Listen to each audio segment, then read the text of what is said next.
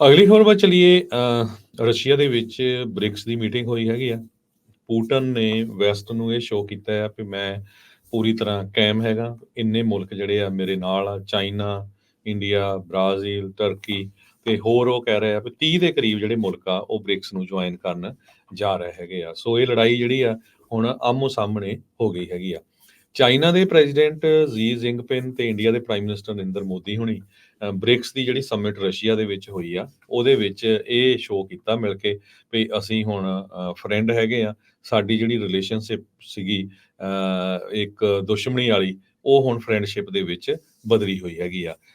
ਜੀ ਤੇ ਮੋਦੀ ਇਹ 5 ਸਾਲ ਇਹਨਾਂ ਨੇ ਕੋਈ ਗੱਲਬਾਤ ਨਹੀਂ ਕੀਤੀ, ਪਿਛਲੇ 5 ਸਾਲ। ਪਰ ਇਸ ਸਮਿਟ ਦੇ ਵਿੱਚ ਸਭ ਤੋਂ ਜ਼ਿਆਦਾ ਹਾਈਲਾਈਟ ਇਹੀ ਹੋਇਆ ਕਿਉਂਕਿ ਤੁਸੀਂ ਪੰਜਾਬੀ ਰੇਡੀਓ USA ਤੇ ਵੀ ਸੁਣਿਆ ਹੋਣਾ ਪਿਛਲੇ ਦਿਨਾਂ ਦੇ ਵਿੱਚ ਇੰਡੀਆ ਵਾਲਿਆਂ ਨੇ ਕਾਫੀ ਵੱਡਾ ਏਰੀਆ 4000 ਸਕੁਅਰ ਮਾਈਲ ਸ਼ਾਇਦ ਉਹ ਜਿਹੜਾ ਏਰੀਆ ਆ ਉਹ ਚਾਈਨਾ ਨੂੰ ਦੇਣਾ ਮੰਨ ਲਿਆ ਸੀ ਤੇ ਤਾਂ ਕਰਕੇ ਜਿਹੜੀ ਬਾਰਡਰ ਦੇ ਉੱਤੇ ਲੜਾਈ ਆ ਉਹ ਬੰਦ ਹੋ ਜਾਏ। 2 ਦਿਨ ਪਹਿਲਾਂ ਹੀ ਜਿਹੜੀ ਆ ਨਿਊ ਦਿੱਲੀ ਨੇ ਇਹ ਡੀਲ ਬੇਜਿੰਗ ਦੇ ਨਾਲ 4 ਸਾਲਾਂ ਤੋਂ ਜਿਹੜਾ ਮਿਲਟਰੀ ਸਟੈਂਡ ਆਫ ਚੱਲ ਰਿਹਾ ਸੀ ਉਹਨਾਂ ਦਾ ਡਿਸਪਿਊਟਡ ਹਿਮਾਲੀਅਨ ਫਰੰਟੀਅਰ ਦੇ ਵਿੱਚ ਉਹ ਉਹਦੇ ਤੇ ਐਗਰੀਮੈਂਟ ਕਰ ਲਿਆ ਸੀ। ਤੇ ਹੁਣ ਚਾਈਨਾ ਤੇ ਇੰਡੀਆ ਦੋਸਤੀ ਵਾਂਗ ਉਹ ਰਸ਼ੀਆ ਦੇ ਵਿੱਚ ਉਹਨਾਂ ਨੇ ਸ਼ੋਅ ਕੀਤਾ ਹੈਗਾ ਵੀ ਅਸੀਂ ਜਿਹੜੇ ਆ ਦੋਨੋਂ ਮੁਲਕ ਫਰੈਂਡ ਹੈਗੇ ਆ। ਸੋ ਇਹ ਇੱਕ ਬੜੀ ਸਰਪ੍ਰਾਈਜ਼ਿੰਗ ਜਿਹੜੀ ਗੱਲ ਆ ਉਹ ਵੀ ਆਈ ਹੈਗੀ ਆ। ਦੂਸਰੇ ਪਾਸੇ ਜਿਹੜਾ ਰਸ਼ੀਆ ਆ ਉਹ ਵੈਸਟ ਨੂੰ ਇਹ ਸ਼ੋਅ ਕਰਨ ਦੇ ਵਿੱਚ ਵੀ ਕਾਮਯਾਬ ਹੋ ਗਿਆ ਵੀ ਮੇਰੇ ਨਾਲ ਈਵਨ ਦੋ ਮੈਨੂੰ ਵਾਰ ਕ੍ਰਿਮੀਨਲ ਡਿਕਲੇਅਰ ਕੀਤਾ ਹੋਇਆ ਹੈਗਾ, ਪਰ ਮੇਰੇ ਨਾਲ ਦੁਨੀਆ ਦੇ 20 ਤੋਂ ਵੱਧ ਲੀਡਰ ਜਿਹੜੇ ਆ ਉਹ ਸਿਟੀ ਆਫ ਕਜ਼ਾਨ ਦੇ ਵਿੱਚ ਇਕੱਠੇ ਹੋਏ ਹੈਗੇ ਆ on the banks of Volga, ਜਿਹਦੇ ਵਿੱਚ ਤਾਇਪ ਐਰਦੋਗਨ ਜੋ ਲੀਡ ਕਰ ਰਹੇ ਆ ਨਾਟੋ ਮੈਂਬਰ ਟਰਕੀ ਦੇ, ਇਰਾਨੀਅਨ ਪ੍ਰੈਜ਼ੀਡੈਂਟ ਮਸੂਦ ਪੈਜ਼ਿਸ਼ਕਿਅਨ ਇਹ ਵੀ ਉੱਥੇ ਪਹੁੰਚੇ ਹੋਏ ਸੀ। ਸੋ 43 ਪੇਜਾਂ ਦੀ ਫਾਈਨਲ ਕਮਿਊਨੀਕਿਊ ਉਹਨਾਂ ਨੇ ਕ੍ਰੀਏਟ ਕੀਤੀ ਹੈਗੀ ਆ, ਜਿਹਦੇ ਵਿੱਚ ਜੀਓ ਪੋਲਿਟਿਕਸ, ਨੈਰਕੋਟਿਕਸ, ਆਰਟੀਫਿਸ਼ੀਅਲ ਇੰਟੈਲੀਜੈਂਸ ਤੇ ਸਾਰਾ ਕੁਛ ਕਿਸ ਤਰ੍ਹਾਂ ਜਿਹੜੀ ਕਰੰਸੀ ਆ ਉਹ ਡਾਲਰ ਦੇ ਅਗੇਂਸਟ ਬਣਾਉਣਗੇ।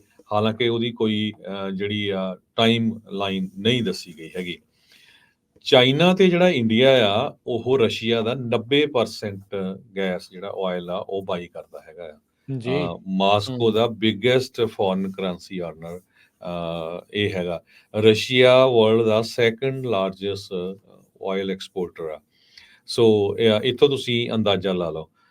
ਪੁਟਿਨ ਨੇ ਇਹ ਕਿਹਾ ਵੀ 30 ਜਿਹੜੇ ਮੁਲਕ ਆ ਉਹਨਾਂ ਨੇ ਇੰਟਰਸਟ ਸ਼ੋਅ ਕੀਤਾ ਹੈ ਵੀ ਉਹ ਬ੍ਰਿਕਸ ਨੂੰ ਜੁਆਇਨ ਕਰਨਗੇ।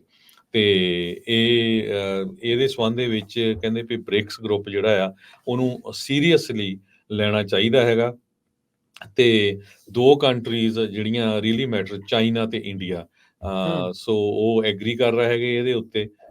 ਜਿਹੜੇ ਇੱਕ ਓਨੀਲ ਕਰਕੇ ਹੈਗੇ ਆ ਫਾਈਨੈਂਸ਼ੀਅਲ ਐਨਾਲਿਸਟ, ਉਹਨਾਂ ਨੇ ਇਹ ਦੱਸਿਆ ਹੈਗਾ। ਸੋ ਇਹ ਇੱਕ ਵੱਡਾ ਸਟੈਪ ਜਿਹੜਾ ਆ ਰਸ਼ੀਆ ਵਾਲੇ ਕਰਨ ਜਾ ਰਹੇ, ਬ੍ਰਿਕਸ ਵਾਲੇ ਕਰਨ ਜਾ ਰਹੇ, ਜਿਹਦੇ ਵਿੱਚ ਇੰਡੀਆ ਵੀ ਆ, ਬ੍ਰਾਜ਼ੀਲ ਵੀ ਆ, ਰਸ਼ੀਆ ਵੀ ਹੈਗਾ, ਸਾਊਥ ਅਫਰੀਕਾ ਵੀ ਹੈਗਾ। ਸੋ ਇਹ ਉਹਨਾਂ ਦੀ ਜਿਹੜੀ ਮੀਟਿੰਗ ਆ ਅੱਜ ਕੱਲ ਰਸ਼ੀਆ ਦੇ ਵਿੱਚ ਚੱਲ ਰਹੀ ਹੈਗੀ।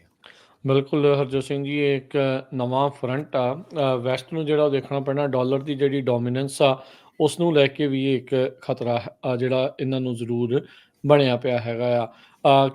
ਜਿਹੜੇ ਜਿਮ ਓਨੀਲ ਆ ਗੋਲਡਮਨ ਸੈਕਸ ਦੇ ਜਿਹੜੇ ਸਾਬਕਾ ਇਕੋਨੋਮਿਸਟ ਆ, 2 ਦਹਾਕੇ ਪਹਿਲਾਂ ਜਿਹੜਾ ਆ ਇਹ ਬ੍ਰਿਕ ਇੱਕ ਆਈਡੀਆ ਜਿਹੜਾ ਉਹ ਨਿਕਲਿਆ ਸੀ ਗੋਲਡਮਨ ਸੈਕਸ ਦੇ ਅੰਦਰੋਂ ਹੀ। ਕਹਿੰਦੇ ਵੀ ਇਹ ਆਈਡੀਆ ਆਇਆ ਸੀ ਜਿਸ ਦੇ ਵਿੱਚ ਕਹਿੰਦੇ ਵੀ 45% ਜਿਹੜੀ ਪਾਪੂਲੇਸ਼ਨ ਵਰਲਡ ਦੀ ਆ ਉਹਨਾਂ ਦੇ ਕੋਲ ਜਿਹੜੀ 35% ਜਿਹੜੀ ਗਲੋਬਲ ਇਕੋਨਮੀ ਹੈਗੀ, ਦੁਨੀਆ ਦੀ ਇਕੋਨਮੀ ਹੈਗੀ ਆ। ਬ੍ਰਿਕਸ ਸਮਿਟ ਕਲੈਸ਼ ਹੁੰਦਾ ਆ, ਕਹਿੰਦਾ ਵੀ ਸਿੱਧਾ ਹੀ ਇੰਟਰਨੈਸ਼ਨਲ ਮੋਨਿਟਰੀ ਫੰਡ ਤੇ ਜਿਹੜੀਆਂ ਵਰਲਡ ਬੈਂਕ ਐਨੂਅਲ ਮੀਟਿੰਗਸ ਦੇ ਨਾਲ ਜਿਸ ਟਾਈਮ ਦੇ ਉੱਤੇ ਵਾਸ਼ਿੰਗਟਨ 'ਚ ਉਹਨਾਂ ਦੀਆਂ ਜਿਹੜੀਆਂ ਮੀਟਿੰਗਸ ਆ ਉਹ ਹੋ ਰਹੀਆਂ ਆ। ਸੋ ਇਸ ਮੌਲੇ ਜੇ ਦੇਖਿਆ ਜਾਵੇ ਤਾਂ ਬ੍ਰਿਕ ਦੀ ਚਰਚਾ ਜਿਹੜੀ ਆ ਉਹ ਜ਼ਿਆਦਾ ਹੈਗੀ ਆ। ਸੋ ਸਿਟੀ ਆਫ ਖਜ਼ਾਨ ਦੇ ਵਿੱਚ ਇਹ ਜਿਹੜੀ ਉਹ ਚੱਲ ਰਹੀ ਆ। 43 ਪੇਜਾਂ ਦੀ ਇਸ ਦੇ ਵਿੱਚ ਕਮਿਊਨੀਕੇਸ਼ਨ ਸਮਿਟ ਆ, ਜਿਸ ਦੇ ਵਿੱਚ ਜੀਓ ਪੋਲਿਟਿਕਸ ਤੋਂ ਲੈ ਕੇ ਨਾਰਕੋਟਿਕਸ ਤੋਂ ਲੈ ਕੇ ਆਰਟੀਫਿਸ਼ੀਅਲ ਇੰਟੈਲੀਜੈਂਸ ਦੀ ਚਰਚਾ ਆ ਤੇ ਬਿਗ ਕੈਟਸ ਜਿਹੜੇ ਐਨੀਮਲ ਦੇ ਇਸ਼ੂਜ਼ ਆ ਹੋਰ ਜਿਹੜੇ ਮੇਜਰ ਇਸ਼ੂਜ਼ ਆ ਕਹਿੰਦੇ ਵੀ ਉਹਨਾਂ ਨੂੰ ਵੀ ਇਸ ਦੇ ਵਿੱਚ ਜਗ੍ਹਾ ਦਿੱਤੀ ਗਈ ਆ।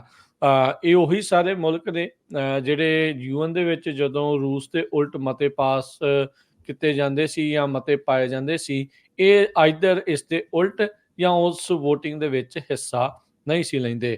ਪੁਤਿਨ ਇਹ ਚੀਜ਼ ਜਿਹੜੀ ਉਹ ਜ਼ਰੂਰ ਦਿਖਾਉਣ ਦੀ ਕੋਸ਼ਿਸ਼ ਕਰ ਰਿਹਾ ਵੀ ਵੈਸਟ ਨੇ ਚਾਹੇ ਬਹੁਤ ਸਾਰੀਆਂ ਸਾਡੇ ਉੱਤੇ ਰੋਕਾਂ ਲਾਈਆਂ, ਸਾਡੇ ਸਾਥੀਆਂ ਦੇ ਉੱਤੇ ਰੋਕਾਂ ਲਾਈਆਂ, ਪਰ ਫਿਰ ਵੀ ਅਸੀਂ ਅਲੱਗ-ਥਲੱਗ ਨਹੀਂ ਪਏ, ਇਕੱਲੇ ਨਹੀਂ ਹੈਗੇ।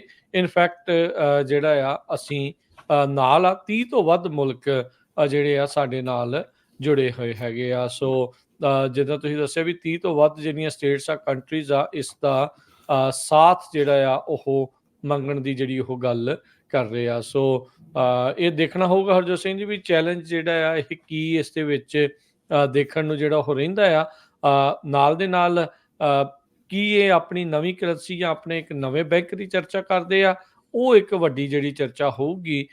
ਸਾਊਦੀ ਅਰੇਬੀਆ ਵੀ ਵਿੱਚ ਟੁੱਟ ਕੇ ਇਹਨਾਂ ਦੇ ਨਾਲ ਜਾਂਦਾ ਆ। ਕਈ ਵਾਰ ਉਹਨਾਂ ਨੇ ਆਲਰੇਡੀ ਹੁਣ ਐਕਸਪੋਰਟ ਇੰਪੋਰਟ ਦਾ ਕੰਮ US ਡਾਲਰ ਦੀ ਬਜਾਏ ਹੋਰ ਕਰੰਸੀ ਦੇ ਵਿੱਚ ਕੀਤਾ ਆ।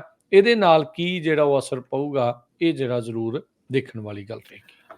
ਅਗਲੀ ਖਬਰ ਵੱਲ ਚੱਲੀਏ, ਜਿਹੜੀ ਆਪਣੇ ਗੁਆਂਢੀ ਮੁਲਕ ਕੈਨੇਡਾ ਦੇ ਵਿੱਚ ਵਾਪਰੀ ਹੈਗੀ ਆ। ਕੈਨੇਡਾ ਦੇ ਵਿੱਚ ਉੱਥੇ ਦੀ ਇੱਕ rapid response mechanism report Canada ਦੀ ਪਾਰਲੀਮੈਂਟ ਵਿੱਚ ਪੇਸ਼ ਕੀਤੀ ਗਈ ਆ।